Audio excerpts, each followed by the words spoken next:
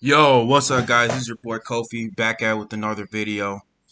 And with this video, I'm gonna be making a video about the Detroit Lions and why they're one of the most underrated teams in the NFL.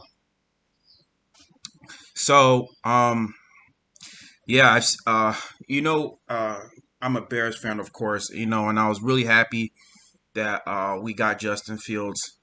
But I've been watching a lot of Bears content video makers saying that if Aaron Rodgers leaves Green Bay, they're saying that the Bears got this division in the bag. And to a point, I kind of agree, but I mainly disagree because uh, people are sleeping on the Detroit Lions bad. They're saying, "Oh, look at them. They're just the Detroit Lions. They don't have any good players." But believe it or not, man, Detroit Lions made some pretty good moves, especially in the draft. They made a lot of underrated signings. Of course, they traded for Jared Goff with the Los Angeles Rams with Matthew Stafford. The Rams got Matthew Stafford. A, yeah, the Rams got Matthew Stafford, and Detroit not only got Jared Goff, but they have a couple of first round picks. So I thought the Lions won that trade more because think about it. If the Rams don't make any noise in the playoffs, or if they don't even go to the Super Bowl, let alone win the Super Bowl, the Lions already won that trade. Because not only that, they got Jared Goff, who's one of the most underrated quarterbacks in the NFL. I mean, the guy literally, man, won a playoff game with a broken hand. I can name you stuff. But today, I'm gonna give you reasons, three reasons why the Lions are not gonna be as bad as you think. So I'm gonna start with number one. Number one, the Lions made some great offseason moves this offseason. Yeah, I know they got rid of Marvin Jones. I know that their wide receiver room is not going to be all that great. I get it. They lost Marvin Jones to free agency to the Jacksonville Jaguars. They lost Kenny Galladay to the New York Giants. I get it. But think about it. They improved on their offensive line by signing Penei Sewell. They got Frank Ragnow, who's a Pro Bowl center. Jonah Jackson, who's a solid offensive tackle. Um, who else? Yeah, they just got a solid offensive line. And not only that, they also signed Jamal Williams from the Green Bay Packers. And he was very underrated, especially in 2017. I think he had like over 700 yards in 2017. And he played a major factor in the Green Bay Packers doing so well in 2019 and also in 2020. He really helped that team too. I mean, even though he had a small limited role behind Aaron Jones, but he also played a role in helping the team on the offensive side. Because think about it, if Aaron Rodgers didn't have a really great running game, um, they wouldn't have had the record that they had. Aside from Jamal Williams, and not only that, they also have DeAndre Swift. DeAndre Swift is a great young running back from the team. I'm pretty sure you guys saw that game last year where he almost caught that pass, but he ended up not catching it. If he was to catch that pass on the first game, he would have lost that game against them in week one on their stadium. Um, they got a solid running back room, and then of course Adrian Peterson, he's there. I don't know if he's actually there, but I think he's still there. But he could still run, man. Like he's still one of the greatest running backs of all time. I remember he torched my Bears for years when he was with Minnesota Vikings, and he torched them when we were playing with him. It's like I don't know. It's like every time Adrian Peterson sees us, it's like he just turns back the clock and turns into MVP Peterson, like 2012 in his prime. Adrian Peterson, and yeah, and not only that, they also got this one wide receiver, Amon Ra St. Brown, who's a great pass catching pass catching running back. I mean, not running back, pass catching wide receiver. He's a great wide receiver. He's very great on his route running. He's good after yards after the catch. And who else they got? Quintus Cephas, who is a very deep ball threat. I mean, he's a deep ball threat. The guy can run, you know. And you got other running wide receivers, like young wide receivers, who are gonna, show up and show out. That's what you got to really watch out for. Like some of these young running, these young wide receivers, because when you have something to prove, that's when you're gonna be playing your best. And I think with some of these wide receivers, they're really going to be showing out, especially in the season, um, because they have something to prove. Nothing is guaranteed for them. So usually with those types of wide receivers, they're really going to show up and show out. The second reason, oh yeah, and the defense. Oh, and one more thing, the defense. They've really also improved. They really got some great linebackers. I think they also drafted a defensive tackle. Um, who else they got? They made some great offseason signings, and of course the Okwara brothers. The Okwara brothers, they're underrated. I think they're going to be great, especially with the fact that they also signed some defensive ends. During the offseason, I don't really know their names. I need to check. Um, but yeah, they really beefed up their defensive line, and so yeah, they're going to be solid. I think they're going to be solid this year. The second reason why I think the Lions are underrated is because some of their coaching staff. Like the Lions signed who's that one guy? The running back head coach. The running back head coach. Let me look him up. Sorry guys. This is what happens, man. But this is how I do. Who is the running backs head coach for the Detroit Lions? Duce Staley. Yeah, Here's Deuce a Staley. summary from Pride of Less Than Be Greater Than Detroit. Deuce Staley. Yeah, Deuce Staley.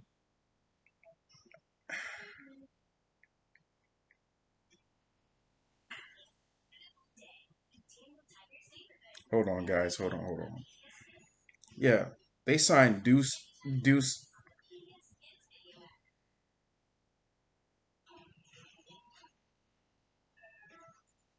Yeah, they signed Deuce Staley.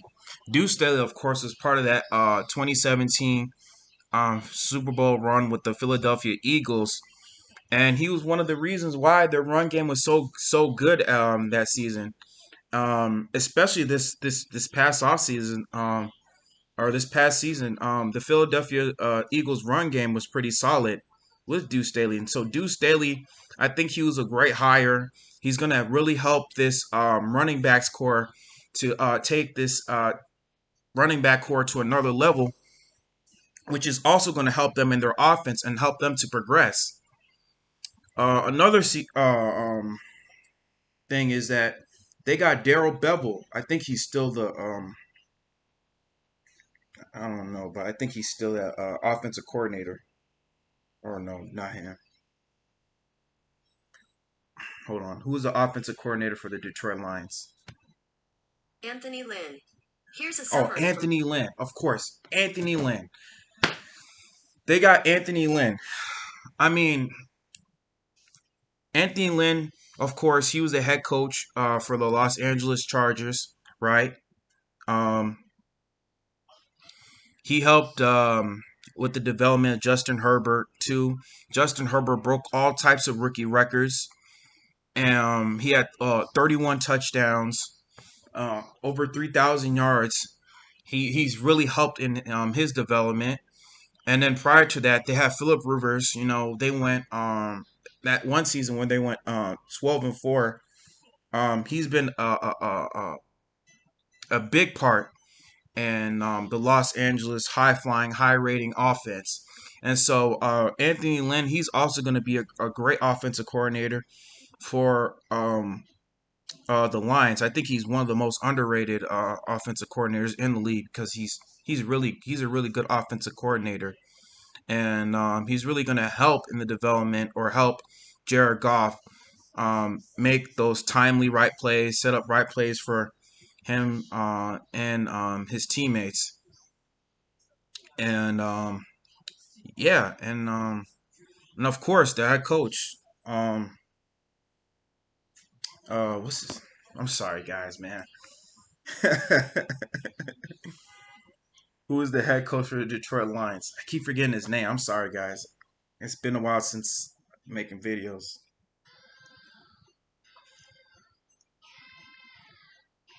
Give me a sec, guys.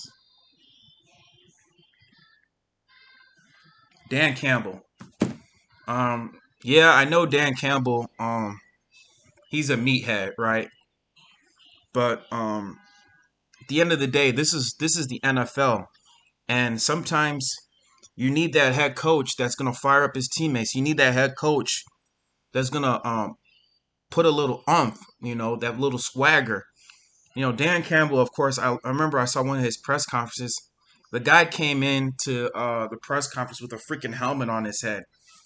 And he was saying he was just kind of using that example as like a type of daredevil. Like he's kind of a type of daredevil or a big risk type of taker head coach because he wants his teammates to think outside the box. He wants his players to think outside the box.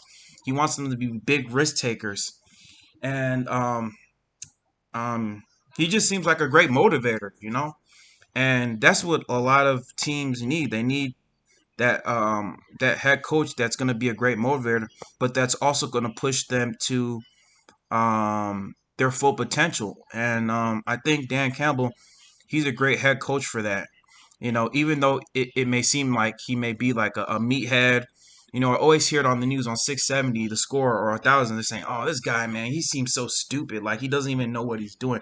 Like they clown the hell out of this guy, but sometimes you need that type of coach to help motivate your teammates. I'm like, think for example, we have Mike Ditka.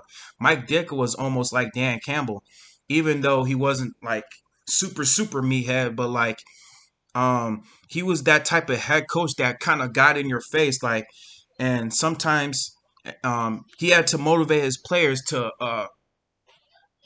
motivate his players, right, to push them to their full potential, and that's why the '85 Bears is the greatest team of all time because of Mike Ditka. Mike Ditka is one of the reasons why they're great, and also Buddy Ryan too with the '46 Bears defense. But he's also one of the reasons why the Bears were so successful in the '80s for a majority of the '80s. Because if we didn't have Mike Ditka, we wouldn't you know, be known as the Bears we are today. Um, and so Detroit Lions, they really got a great hire. And Dan Campbell, he's going to be a solid head coach. So I'm not too worried about the coach. I think the Lions did a great. The Lions had a great off season. Number three, Jared Goff, man. A lot of Lions fans are going to hate me, but I think Jared Goff is an upgrade or is slightly better than Matthew Stafford. I think a lot of LA Rams fans are going to be so disappointed. Like time and time again, right? There's I've seen Matthew Stafford, play so many games. He's had so many 400 yards. Um, but at the same time, like Matthew Stafford, he's also the reason why he lost a lot of those Lions games. I mean, I can name you a few games where Matthew Stafford cost his team the games, his teammates his team games. Yeah, he had over 33 game winning drives, but at the same time, he's also blown a lot of games, especially the most important games like in the playoffs. I'm like, if you go look at what happened with Seattle. He threw that one um, timely interception in that fumble in that Seattle game, and especially also the Dallas Cowboys game. He costed them that game too. I mean, I can name you instances where Matthew Stafford was a where Matthew Stafford was the reason why his team lost. But you got Jared Goff, right? You got Jared Goff, who's freaking determined. You got this guy who wants to prove something that he did not just benefit from um, Sean McVay's offense. That he's just not a system type of quarterback. That he just benefited off of Sean McVay, and the reason why they were so successful during his time playing with him. I mean, look at his performances against Patrick Mahomes. Like that was like one of the most highest scoring games in NFL history, not just Monday night, but in NFL history. He was a part of that. Like he's this guy threw timely passes in that game. It's like he was matching Patrick Mahomes tit for tat. Whenever Patrick Mahomes threw a touchdown, Jared Goff would throw a touchdown. Whenever he threw a nice timely pass to his receiver, or whenever Patrick Mahomes threw a nice timely pass to receiver, freaking Jared Goff would do that. And not every quarterback can do that. Do that. Whether you're playing for a great, great, great head coach, not every quarterback can do it. I mean, hell, um, just ask Chad Henne. I mean, that playoff game against the Browns. I mean, he really didn't do much. After Patrick Mahomes went down. I mean, look at Chase Daniels. I mean, he had a great coach in Matt Nagy, but he only did it for like 2 games, and that was it. Like, you know, there's a reason why he's a backup quarterback. Some of these guys are backup quarterbacks, and there's a reason why this is the NFL. The NFL is made for how should I say it? Is made for big time players, and I think Jared Goff, he's one of those types of big time players. You know, that can really help your team go far in the playoffs. Like I said, Jared Goff, he played with a broken hand. Like he beat the Seattle Seahawks with a broken hand. Did you think that other guy, I forgot whatever his name is, their backup quarterback was going to win them that game? No, he wasn't going to win them that game. Even though he didn't get that much reps with the team, um, he wasn't going to win them that game. Even if he started all 16, if Jared Goff got hurt for the entire season and he was able to start all those 16 games, that backup quarterback, he wasn't going to get them to the playoffs. He wasn't going to win them a playoff game. I don't care what anybody says. But Jared Goff, he's a great quarterback. This past season, he would have almost had 4,000 yards. He would have had 3 straight seasons of 4,000 yards passing. And that's great quarterback. Not every quarterback can do that. Not every quarterback can do that.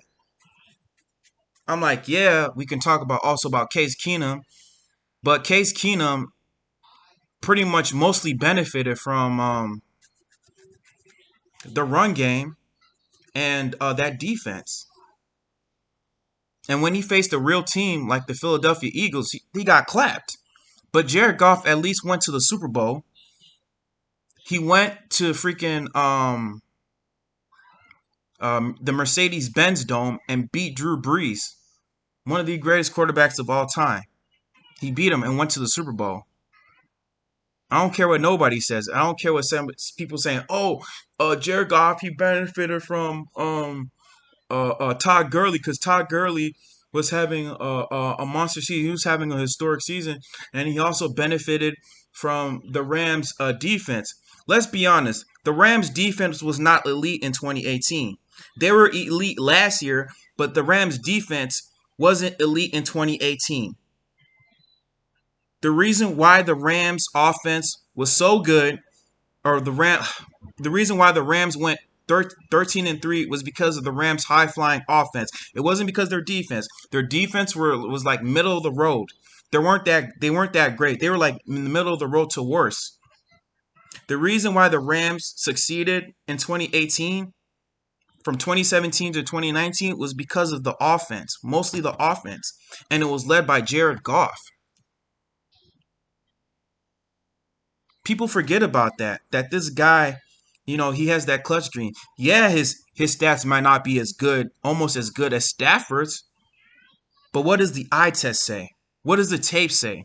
Numbers don't always tell you everything. Numbers do not always tell you everything. It's always about what you see on the tape. It's always about what you see on the tape. Why do you think Tom Brady is better than Peyton Manning?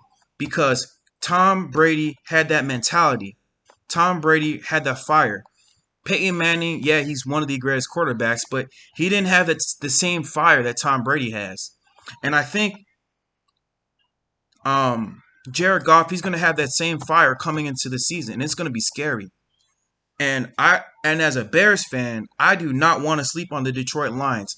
I'm not like these other Bears content makers that say, "Oh, the Bears got it in the bag. It's going to be good." No. No, we cannot sleep on this NFC North team. Even though Rodgers is going to leave, the Green Bay Packers still has a solid team. They still have a solid defense. They still got a great running game. They still have an elite offensive line. The Minnesota Vikings, of course, improved on their defense. They got Patrick Patterson and Brashad Breeland. But they also improved on their offensive line too.